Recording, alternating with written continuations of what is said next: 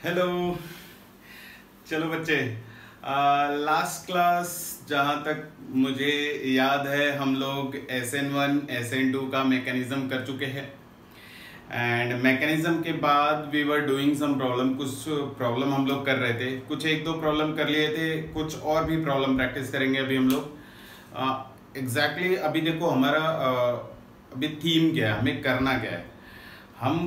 मैं अराउंड 10 से 15 क्वेश्चन लूंगा और एक एक क्वेश्चन में आपके सामने सॉल्व करके दिखाऊंगा कि अगर आपको कोई रिएक्शन दे दिया जाता है तो how to predict the mechanism and how to write the correct product, major, minor and all everything. अभी हम लोग SN1 SN2 का जो भी होगा क्वेश्चन उठाएंगे, उसके बाद हम लोग एलिमिनेशन रिएक्शन स्टार्ट करेंगे एंड देन एलिमिनेशन रिएक्शन का मैकेनिज्म एंड देन उसका प्रॉब्लम करेंगे। ठीक है, तो चलो फिर स्टार्ट करते हैं SN1 SN2 रिएक्शन मैकेनिज्म का क्वेश्चन। फर्स्ट क्वेश्चन जो अभी दिमाग लगाएंगे हम लोग, क्वेश्चन ये है, for which arrange the following,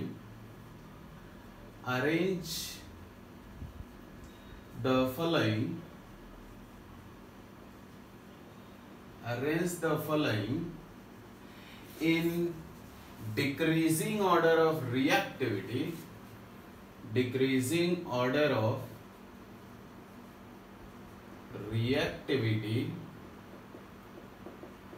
with respect to SN1 first question SN1 के लिए है और क्वेश्चन कुछ ऐसा दिया जा रहा था, CH3 thrice carbon and then bromine. ये फर्स्ट कंपाउंड है। Second compound is CD3 thrice carbon and bromine. ठीक है, इसमें आपको बताना है कि इन दोनों में से कौन सा कंपाउंड SN1 रिएक्शन के लिए मोर रिएक्टिव है और कौन सा कंपाउंड SN1 के लिए लेस रिएक्टिव है।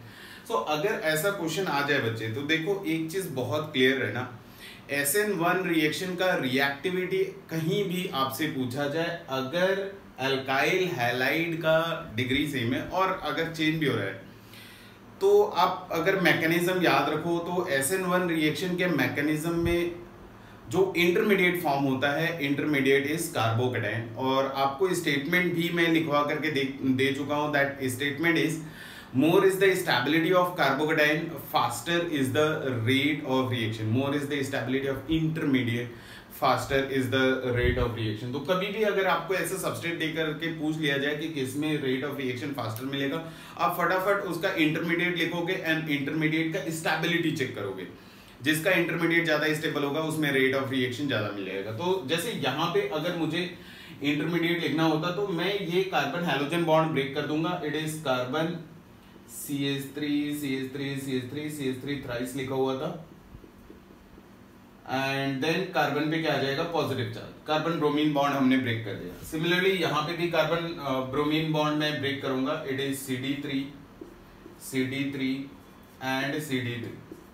अब इन दोनों कार्बोकेटाइन में से जिसका स्टेबिलिटी ज्यादा होगा उसका जो पेरेंट सबस्ट्रेट होगा उसमें रेट ऑफ SN1 रिएक्शन ज्यादा मिल जाएगी।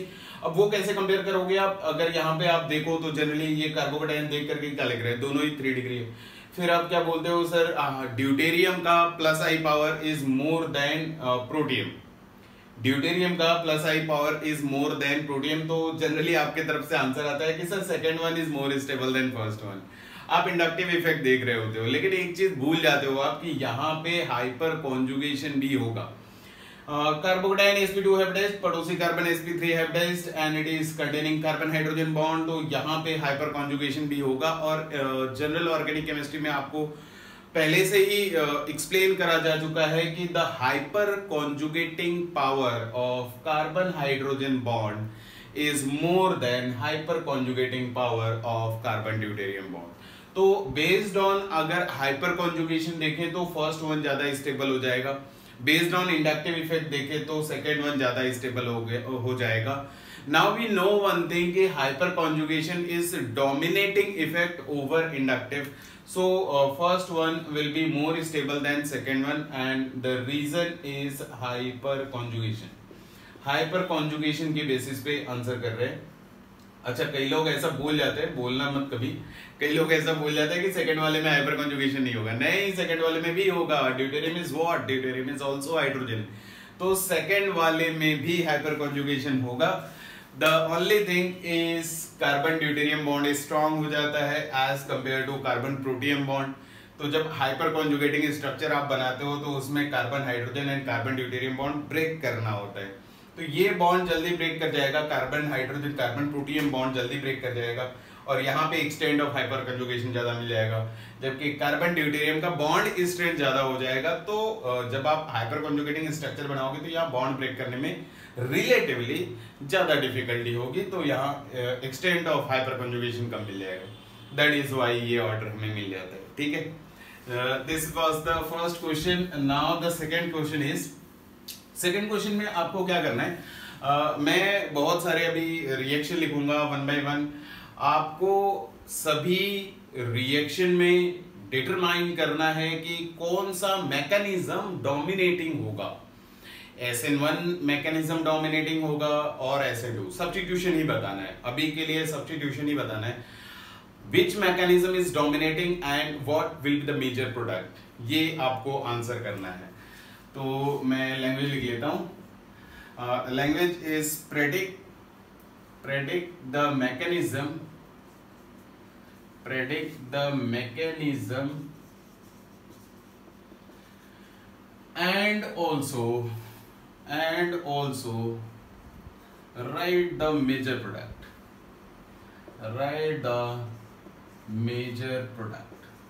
ठीक है, ऐसा क्वेश्चन आपके एग्जाम में भी आ जाता है। आपको सीधा सीधा रिएक्शन लिख करके दे देता है और पूछ लेता है कि व्हाट इज द प्रोडक्ट। वहां पे इतनी कहानी नहीं लिखा रहेगा, बट वहां पे आपको समझना पड़ेगा कि मैकेनिज्म क्या हो रहा है और मेजर प्रोडक्ट क्या बनना चाहिए। ठीक है, सो फर्स्ट क्वेश्चन जो अभी करने जा रहे हैं दैट इज CH3 CH2। बहुत आसान सा क्वेश्चन है, ये आप आसानी से कर सकते हो।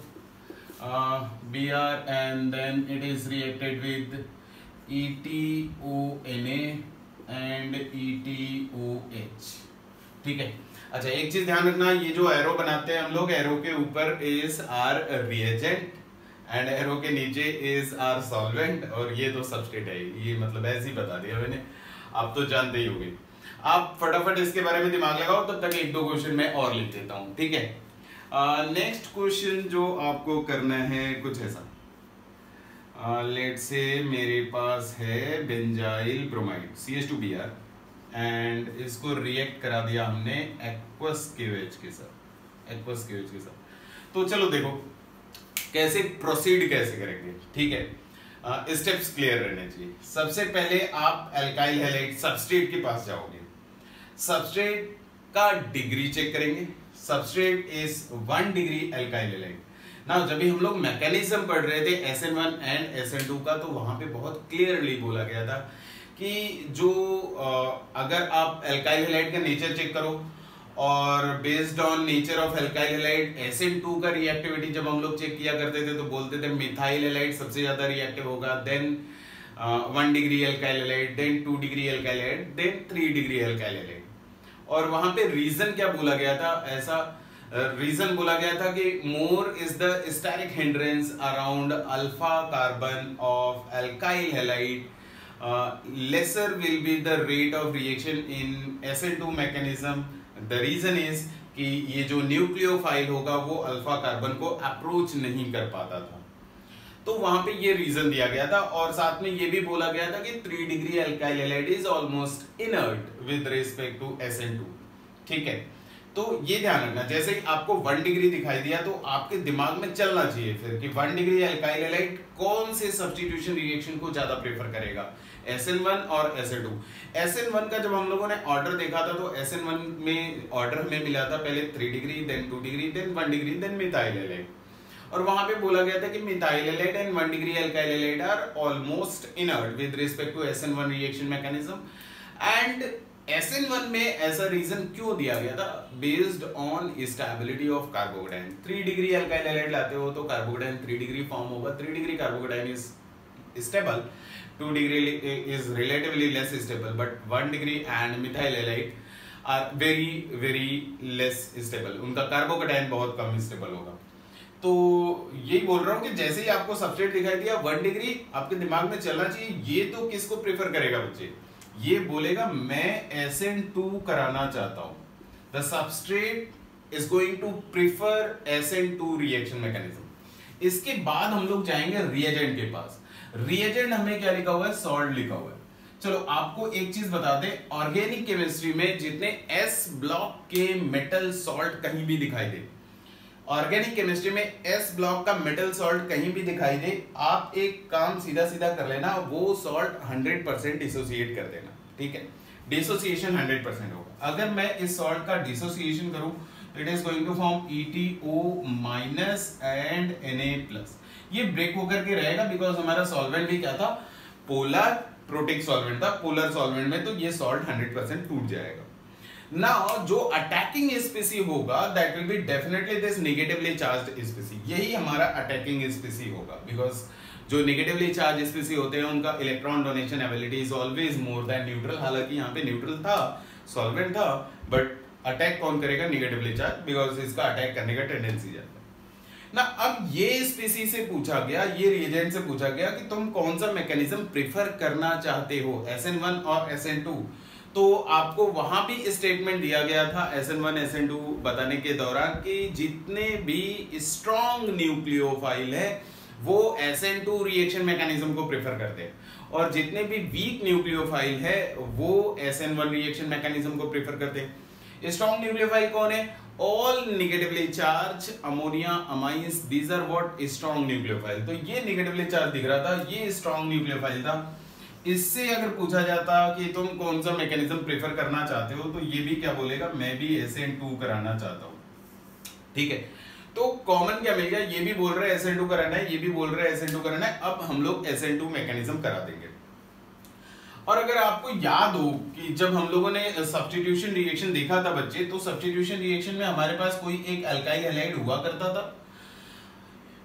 SN2 का स्टोरी सुना रहे हैं, और स्ट्रॉन्ग न्यूक्लियोफाइल लाते थे। सिंगल स्टेप में ही ये न्यूक्लियोफाइल अटैक करता था और सेम स्टेप में ही हैलोजन निकल जाता था, बाहर निकल जाता था एज अ लिविंग ग्रुप, और प्रोडक्ट क्या दिखता था, RNU का कार्बन और न्यूक्लियोफाइल का बॉन्ड बन जाता था और halogen as a leaving group बाहर निकल जाता था। ये मैकेनिज्म ऑलरेडी हम लोगों ने डिस्कस करा हुआ है। तो अब यहाँ पे प्रोडक्ट अगर लिखना होगा तो मैं क्या करूंगा, ये ब्रोमीन को रिलीज करवा दूंगा और न्यूक्लियोफाइल को अटैच कर दूंगा। तो फाइनली अभी जो मेरा प्रोडक्ट बनेगा that product will be CH3 CH2 thrice, 3 bar CH2 लिखा था, एंड देन ये OET ऐड हो जाएगा OCH2 CH3। This will be the product and the leaving group is Br- of course Na+ से कंबाइन करके NaBr लिख सकते हैं हम लोग, कोई प्रॉब्लम नहीं। तो ये आपका प्रोसेस होगा हाउ टू प्रेडिक्ट। अगर हमसे पूछा जाता कि यहाँ पे कौन सा मैकेनिज्म हो रहा है तो डेफिनेटली जो कॉमन होगा वही बता देंगे, ठीक है। SN2 मैकेनिज्म हो रहा है और यही हमारा मेजर प्रोडक्ट होगा, ठीक है। तो आई होप ये प्रोसेस क्लियर है आपको। हमेशा और हमेशा पहले सबस्ट्रेट के पास जाएंगे, देन रिएजेंट के पास जाएंगे, then will try to write the product. Now focus on second question, और सेकंड क्वेश्चन में आप गेस करो, कि गेस नहीं करो, अपना दिमाग लगाओ और बताओ कि यहाँ पे क्या प्रोडक्ट का फॉर्मेशन होगा और मैकेनिज्म क्या होगा। देखो जहां पे एक्वस क्यूएच लिखा जाता है, थोड़ा सा मैं इसके बारे में बात कर लूं, एक्वस क्यूएच के बारे में। जहां पे आपको एक्वस क्यूएच लिखा हुआ है इसका मतलब है कि water is our solvent, water is our solvent, और उसमें KOH डिसॉल्व करा हुआ है, पोटेशियम हाइड्रोक्साइड डिसॉल्व करा हुआ है। तो अभी मैं आपको बता रहा था कि ये KOH, अच्छा KOH की बात करें तो potassium hydroxide is strong base, ये ब्रेक कर जाएगा K+ एंड OH- में। यहाँ पे सॉल्वेंट वाटर है और OH- भी उधर प्रेजेंट। अब अगर अटैकिंग स्पीसी ढूंढना चाहते हो कि यहाँ पे कौन अटैक करेगा, तो definitely OH- is going to attack because इसका electron donation ability will be more, ठीक है। तो अब यहाँ पे हमें प्रेडिक्ट करना है कि क्या मैकेनिज्म होगा और प्रोडक्ट क्या फॉर्म होगा। तो अब देखो ये जो सबस्ट्रेट लिखा हुआ है this is what benzyl halide, and if you remember मैंने आपको बोला था कि benzyl halide is very good substrate, benzyl halide is very good substrate for SN1 as well as SN2। ये दोनों रिएक्शन करा सकता है, ये दोनों रिएक्शन के मैकेनिज्म के साथ खुश है। तो मैं दोनों पॉसिबिलिटी लिख सकता हूं कि ये SN1 भी करा सकता है, ये SN2 भी करा सकता है, इसको कोई प्रॉब्लम नहीं है। बट जब मैं OH माइनस के पास गया, OH minus is what, negatively charge, it is going to behave as a strong nucleophile. अगर ये स्ट्रॉन्ग न्यूक्लियोफाइल के जैसा बिहेव कर रहा है बच्चे, तो ये किसको प्रेफर करेगा, ये SN2 रिएक्शन मैकेनिज्म को प्रेफर करेगा। अब मैं कॉमन ढूंढूंगा, ये SN2 कराना चाहता है, ये दोनों में से कोई भी करा लो, ये दोनों के साथ खुश है, तो फाइनली मैं SN2 ही कराऊंगा। OH माइनस Br की जगह पे अटैच हो जाएगा, Br as a leaving group बाहर निकल जाएगा, तो प्रोडक्ट जो बनेगा that will be benzyl alcohol. Product is what, benzyl alcohol, CH2H, this will be the product, right. चलो नेक्स्ट क्वेश्चन की तरफ मूव करते हैं। नेक्स्ट क्वेश्चन देखो और खुद का दिमाग लगाओ जरा। नेक्स्ट क्वेश्चन थोड़ा सा इंटरेस्टिंग है। क्वेश्चन नंबर थर्ड कुछ ऐसा है, यहाँ पे ब्रोमीन जोड़ रखा है, इधर हाइड्रोजन, इधर CH3 and hydrogen, and we are going to react it with OH minus. Let's say ये लिखा हुआ है OH minus and solvent water है, solvent water। अब देखो यहाँ पे जो सबस्ट्रेट दिखाई दे रहा है, सबस्ट्रेट अल्काइल हैलाइड है, तो इसमें पहले हम लोग सबस्ट्रेट अल्काइल हैलाइड का डिग्री चेक करेंगे। जिस कार्बन से हैलोजन अटैच्ड है वो कार्बन फर्दर 2 कार्बन से अटैच्ड है, so the degree of this alkyl halide is 2, it is 2 degree alkyl halide। अब एक चीज आप रिकॉल करो, जब हमने ये सिचुएशन स्टडी करा था कि जब भी आपको एक ऐसा मिक्स सा सिचुएशन दे दिया जाए जिसमें SN1 SN2 दोनों के होने का पॉसिबिलिटी हो रहा हो, तो वहां पे जो डिफरेंट अल्काइल हैलाइड्स है, लेट्स से आप एक ऐसा सॉल्यूशन क्रिएट कर रहे हो जिसमें पोलर प्रोटिक, पोलर एप्रोटिक दोनों सॉल्वेंट का मिक्सचर लिया हुआ है, और न्यूक्लियोफाइल में स्ट्रॉन्ग न्यूक्लियोफाइल भी है और वीक न्यूक्लियोफाइल भी है, दोनों लिया हुआ है। नाउ अब एक एक करके अल्काइल हैलाइड हम लोग यूज कर रहे हैं एज अ सबस्ट्रेट। एक बार मिथाइल हैलाइड यूज करा, एक बार 1 डिग्री यूज करा, एक बार 2 डिग्री यूज करा, एक बार 3 डिग्री।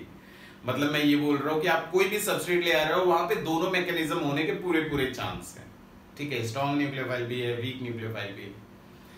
तो जब आप कंबाइंड इफेक्ट का स्टडी करते हो, कंबाइंड ऑर्डर का स्टडी करते हो, तो आपको जो कंक्लूजन मिलता है उसमें most reactive alkyl halide is 3 degree, then methyl, then 1 degree, and में जो आपको मिलता है वो 2 डिग्री।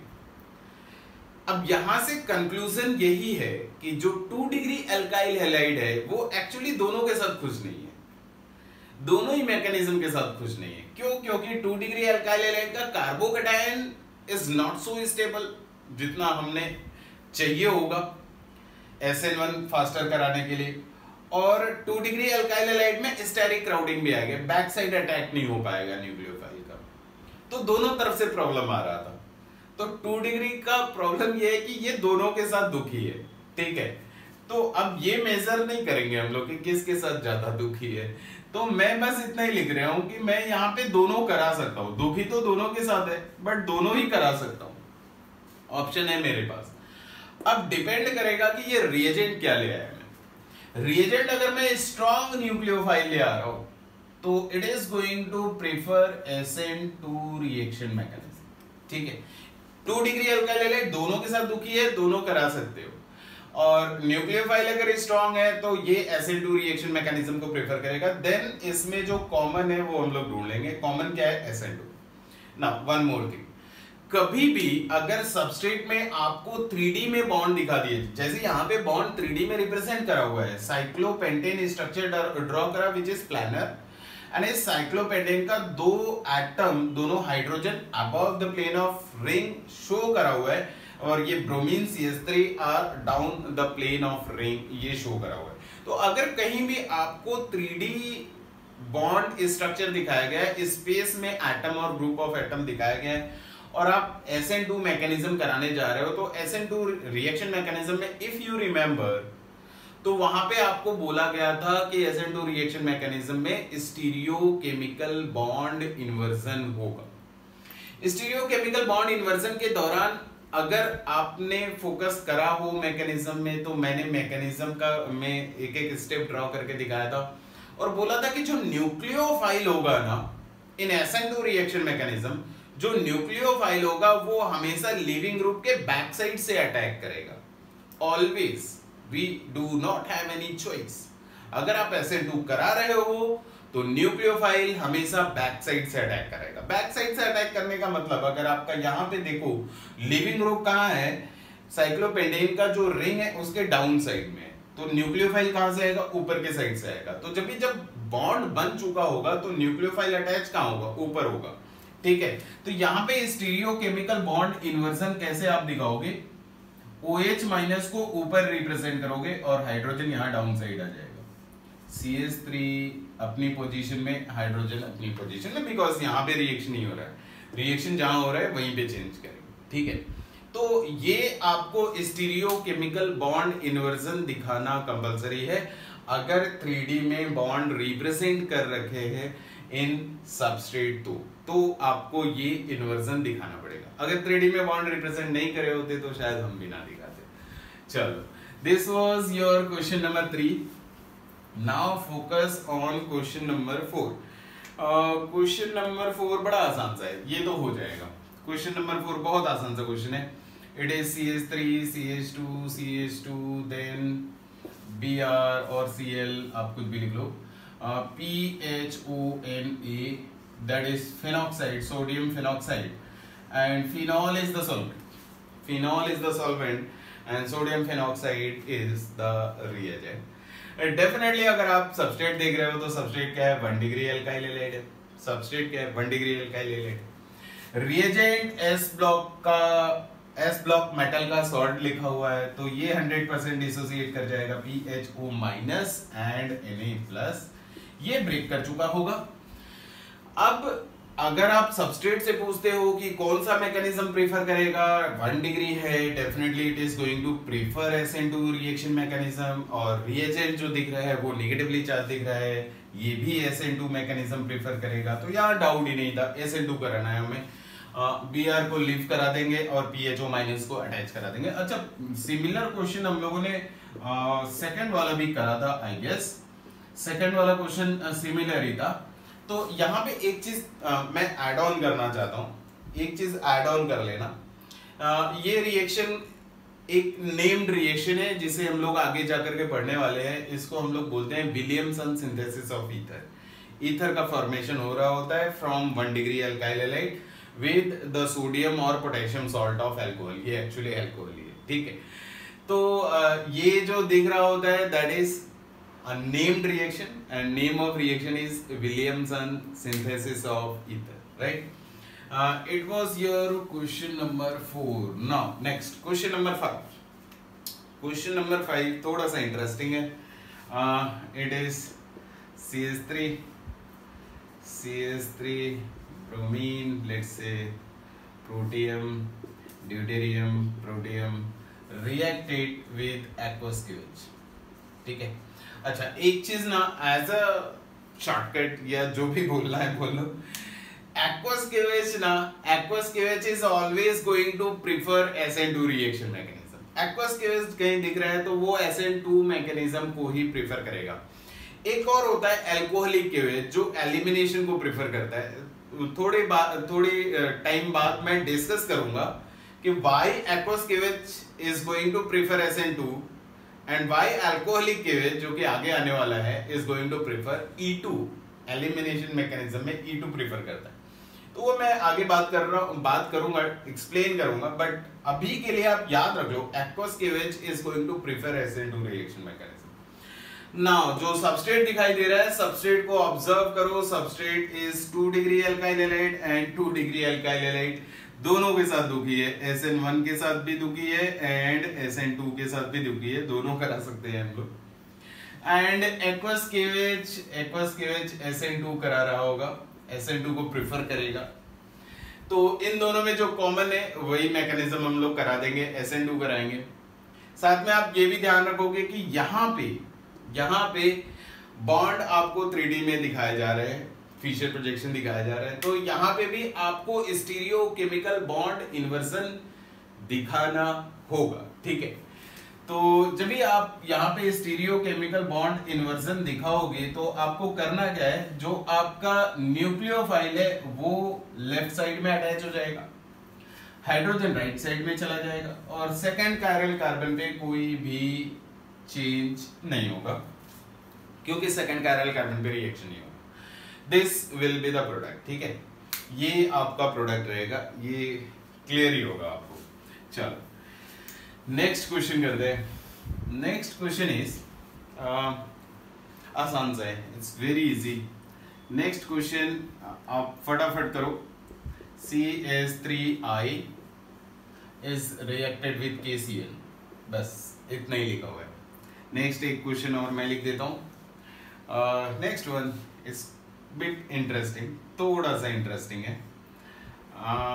यहाँ पे आपको CH3 दे दिया गया और थोड़ा चेंज करते हैं, थोड़ा तुम्हारे साथ खेलते हैं। चलो यहाँ पे लेट से मैंने आयोडीन ले लिया और जो रिएजेंट है that is acetic acid, only acetic acid, और कुछ ऐड नहीं किया ना।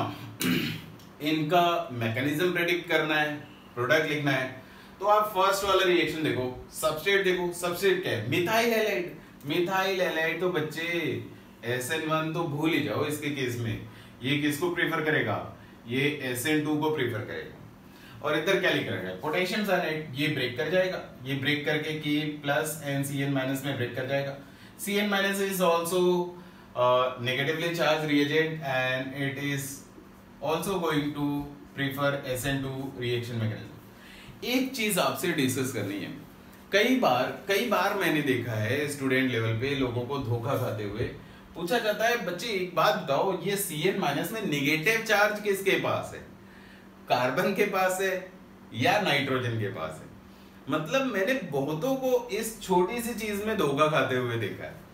तो बच्चे तुम धोखा मत खाना, याद रख लेना इसे, नेगेटिव चार्ज कार्बन के पास होता है, ठीक है। अगर NC- लिखा होता है ना, देखो CN- भी होता है और NC- भी होता है। अगर NC- लिखा होता है तो नेगेटिव चार्ज नाइट्रोजन के पास होता है। अगर CN- लिख रहा है, NC- का स्ट्रक्चर अगर ड्रॉ करना है, हालांकि ये सारी चीजें हम लोग केमिकल बॉन्डिंग में कर चुके हैं। This is what NC-, negative charge on nitrogen, and CN- में negative charge is on carbon. तो इसके लिए थोड़ा क्लियरिटी रखना अपने दिमाग में, इसमें धोखा नहीं होना चाहिए, ठीक है। चलो तो मैं क्या बोल रहा था, यहां से CN- मिल जाएगा, which is strong nucleophile. Strong nucleophile attack करेगा, लिविंग ग्रुप बाहर निकल जाएगा। जो प्रोडक्ट दिखाई देगा that is CH3CN, carbon carbon bond बन रहा होता है, ठीक है ना। द नेक्स्ट वन में सबस्ट्रेट जो दिखाई दे रहा है, it is again 2 degree alkyl halide. 2 degree है, दोनों के साथ दुखी है। SN1 भी नहीं होना चाहता, SN2 भी नहीं होना चाहता। जो रिएजेंट लिख रहे हैं दैट इज एसिटिक एसिड। अब बड़ी प्रॉब्लम होती है, कईयों के दिमाग में ये आता है, सर ये एसिटिक एसिड है ना, तो एसिटिक एसिड तो डिसोसिएट कर जाएगा। कई बार मैंने यहां भी लोगों को धोखा खाते हुए देखा है कि सर ये एसिटिक एसिड है। दिखता कैसा है? हाथ पैर फैला देते इसको, चलो हाथ पैर फैला दिए लो, OH अलग से दिखा दिया, तो बोलते हैं सर ये एसिटिक एसिड का H+ रिलीज कर जाएगा, एसीटेट आयन बन जाएगा। एसीटेट आयन बना लिया एंड H+ लिख लिया। बोले सर ये जो एसीटेट आयन है ना, it is negatively charge species and it is going to behave as strong nucleophile, तो यहाँ पे SN2 हो जाना चाहिए। जो भी ऐसा सोचेगा वो पक्का धोखा खाएगा, ठीक है। पहले तो एक चीज, अगर आप ऐसा लिख रहे हो, ये गलत तो नहीं है, लेकिन आप कुछ चीजें इनकम्प्लीट लिख रहे हो। कंप्लीट चीज लिखो, फिर आपको देखो आंसर अपने आप मिल जाएगा। ये चीज करने से पहले आपको 11th का आयनिक इक्विलिब्रियम एक बार जरूर से रिकॉल कर लेना चाहिए। Acetic acid is weak acid, it's a weak acid. इसका Ka value is 1.8 into 10⁻⁵, 1.8 into 10⁻⁵, ठीक है। इसका जो डिग्री ऑफ डिसोसिएशन निकल के आता है, अल्फा का वैल्यू एट नॉर्मल कॉन्सेंट्रेशन, अब ये मत बोल देना सर हम तो इनफाइनेटली डाइल्यूटेड लिए थे, ठीक है, ये कोई नहीं बोलेगा।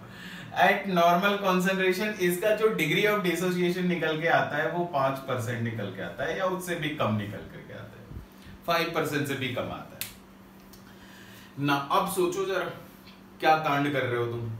अगर आपने 100 मॉलिक्यूल पानी में घोले हुए हैं एसिटिक एसिड के, तो आउट ऑफ दैट 100 मॉलिक्यूल केवल 5 मॉलिक्यूल ही डिसोसिएट करा है यार, केवल 5 मॉलिक्यूल ऑफ एसिटेट आयन मिला होगा, रेस्ट 95 मॉलिक्यूल अभी भी अनडिसोसिएटेड फॉर्म में, अभी भी अनडिसोसिएटेड फॉर्म में, ये ध्यान रखना।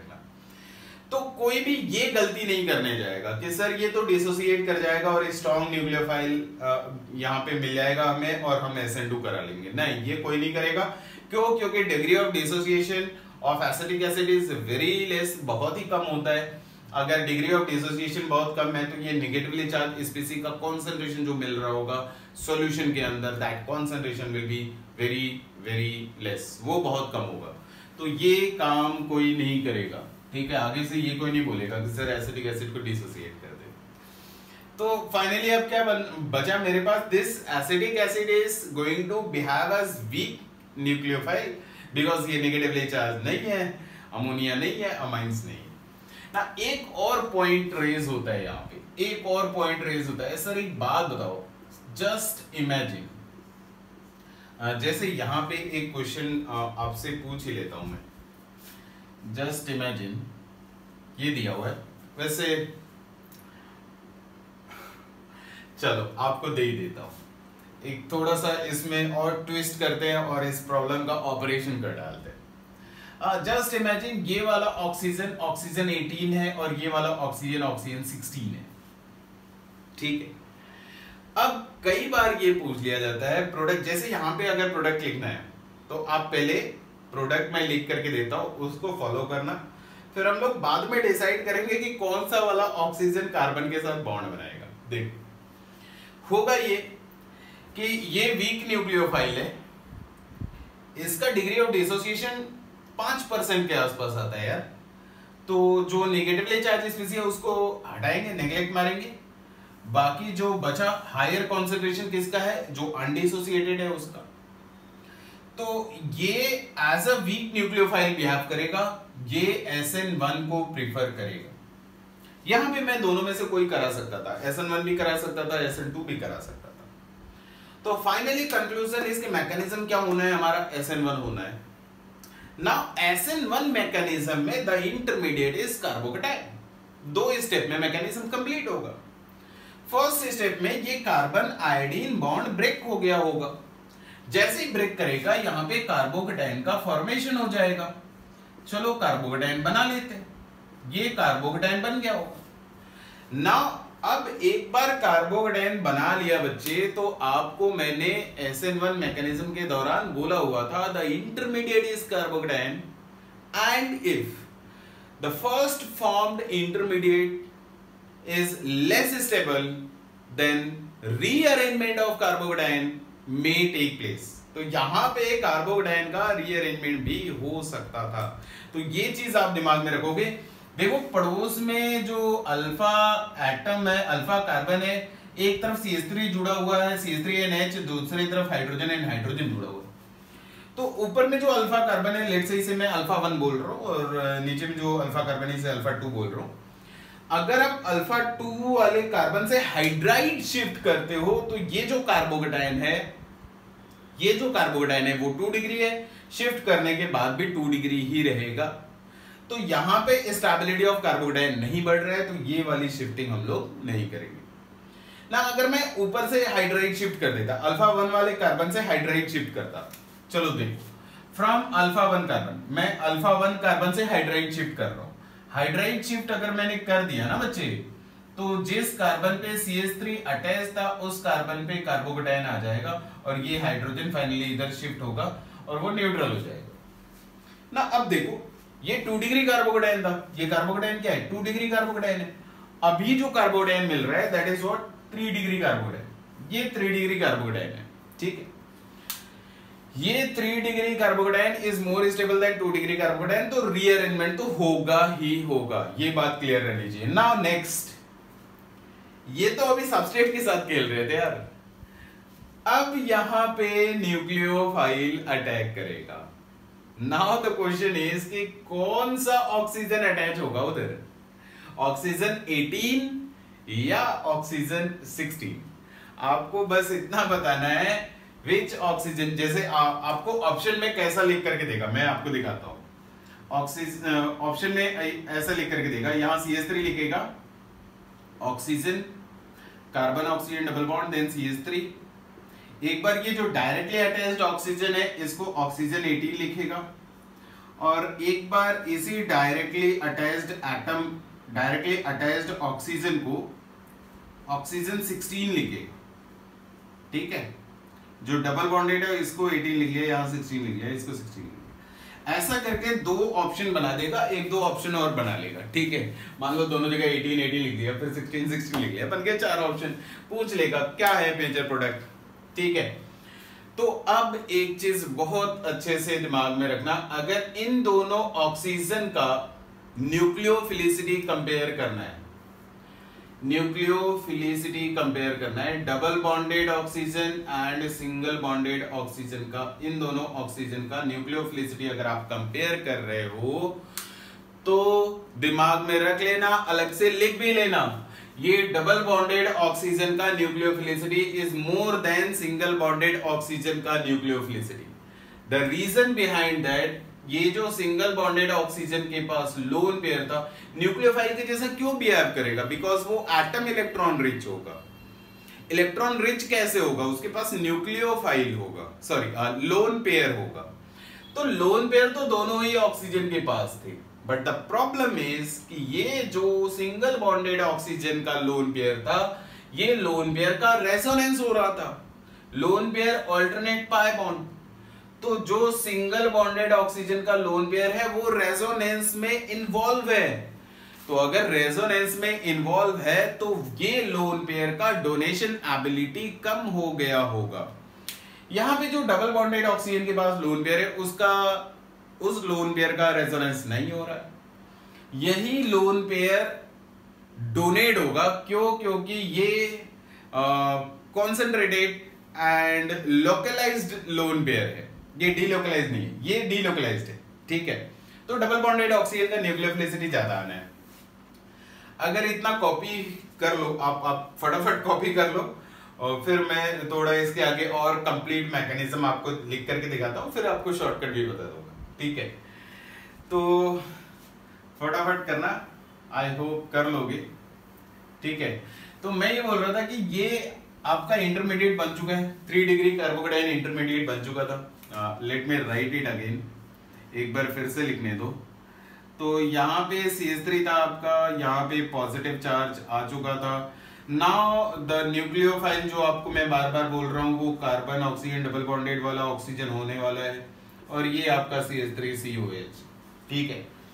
तो ये जो डबल बॉन्डेड ऑक्सीजन का लोन पेयर है, ये एज अ न्यूक्लियोफाइल इस कार्बोकेटायन को अटैक करेगा, अपना लोन पेयर डोनेट करेगा। आप ऐसा समझो, अगर आपने केमिकल बॉन्डिंग सीखा हुआ है तो मैं आपको बताऊं, ये कार्बोकेटायन के पास अगर आप चेक करोगे कितने इलेक्ट्रॉन है कार्बोकेटायन वाले कार्बन के पास, तो इसके वैलेंस शेल में 6 इलेक्ट्रॉन है। It needs 2 electron to complete the ऑप्टिक, और यहां से 2 इलेक्ट्रॉन मतलब 1 lone pair will be donated, तो you can form a coordinate bond and that you can convert that coordinate bond to covalent bond. ये सारी चीजें मैं आपको सिखा चुका हूं ऑलरेडी, ठीक है। तो चलो मैं आपको एक बार कंप्लीट प्रोसेस दिखा देता हूं। पहले आप कोऑर्डिनेट बॉन्ड बनाओगे ऐसा, कोऑर्डिनेट बॉन्ड के दौरान कार्बन पे ही पॉजिटिव चार्ज रहेगा जहां पे था, ये oxygen double bonded OH and then CH3, ये कोऑर्डिनेट बॉन्ड स्ट्रक्चर भी मैंने बनाया हुआ है। Now the next is we can convert this coordinate bond to covalent bond. How to convert this coordinate bond to covalent bond? उसके लिए आप क्या करोगे, एक्सेप्टर जिसकी तरफ हेड होगा ना, जो लोन पेयर ले रहा होगा, जिसकी तरफ हेड होगा ना, that atom is known as acceptor, और जो लोन पेयर दे रहा होगा ना, that is known as donor. Acceptor के आप ऊपर आप नेगेटिव चार्ज लगाना और डोनर के ऊपर पॉजिटिव चार्ज लगा देना। This is how we can convert this coordinate bond to covalent bond. यहाँ पे CH3 लगा ही दिया हमने और यहाँ पे सिंगल अब कोवेलेंट बॉन्ड में बना सकता हूँ। आपको मैं एक बार कंप्लीट ड्रॉ करके दिखा देता हूँ। एक्सेप्टर में बोल रहा था नेगेटिवली चार्ज, पहले से एक पॉजिटिव चार्ज था, एक और नेगेटिव चार्ज ले आओगे और डोनर के ऊपर पॉजिटिव चार्ज ले आओगे, मैं ये बोल रहा हूँ। कोऑर्डिनेट को कोवेलेंट में कन्वर्ट कर लिया। Now positive negative will get neutralised, ये न्यूट्रलाइज्ड हो गए। अब ये डबल बॉन्डेड ऑक्सीजन पे मिल गया आपको पॉजिटिव चार्ज। पॉजिटिव चार्ज आते ही जो सबसे कमजोर बॉन्ड होगा यहाँ पे, एक सिग्मा बॉन्ड है एक पाई बॉन्ड है। डबल बॉन्ड में एक सिग्मा बॉन्ड होता है एक पाई बॉन्ड होता है।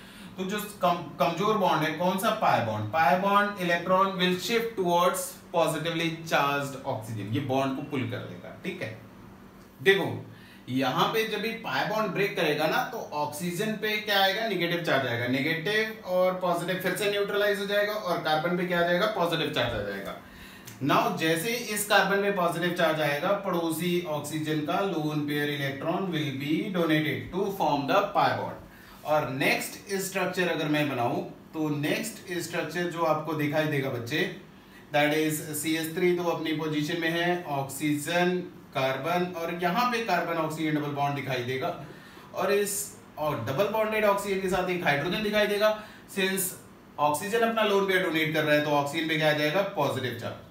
एंड एट द एंड ये ऑक्सीजन क्या करेगा, H plus carbon hydrogen oxygen hydrogen bond break कर जाएगा, H प्लस रिलीज कर जाएगा और फाइनली जो आपको प्रोडक्ट दिखाई देगा वो CH3 अपनी पोजीशन में, यहाँ पे oxygen carbon oxygen double bond and CH3। ठीक है, तो अगर आपको याद हो तो मैंने ऑप्शन भी यही लिखा हुआ था जहां पे एक ऑक्सीजन डायरेक्टली अटैच था कार्बन के साथ, next carbon oxygen double bond then CH3।